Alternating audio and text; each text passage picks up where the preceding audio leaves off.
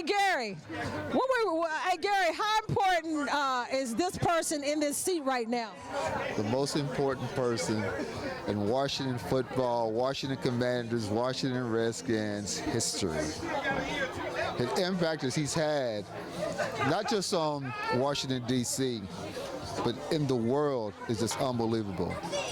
First black quarterback to play in the Super Bowl, first black quarterback to win a Super Bowl, first black quarterback to win MVP of the Super Bowl.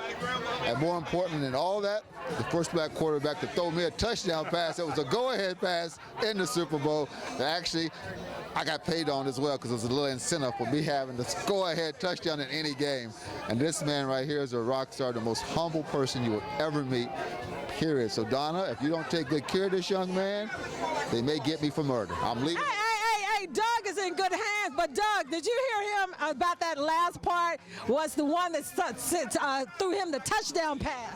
Yeah, that's Gary Clark, man. Gary Clark, and I always say this, was the toughest SOB I ever played with.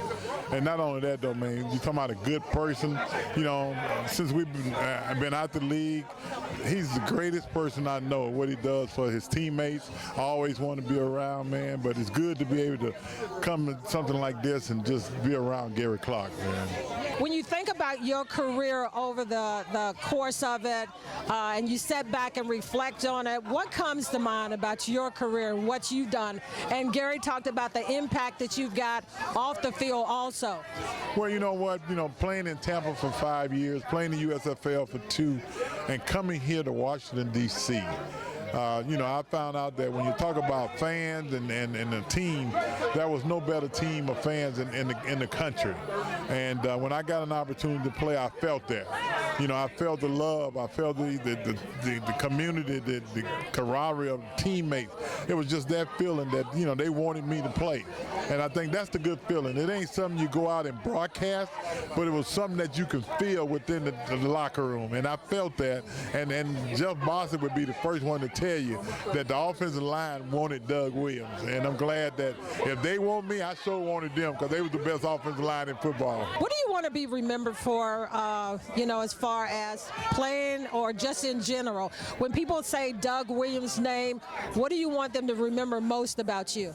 Well, you know, that's a hard one for an individual to say what you want to be remembered.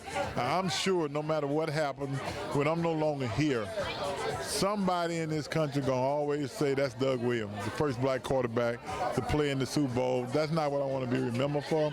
I just want to be remembered as a guy that gave what he had to give on the football field, and he got it done. And you had nothing more to give, right? Got nothing more to give. I said when I walked off that field, man, if I didn't play again, it was all right with me. I reached the mountaintop, and, you know, like Martin Luther King say, he could see the mountaintop. Well, I had an opportunity to reach it.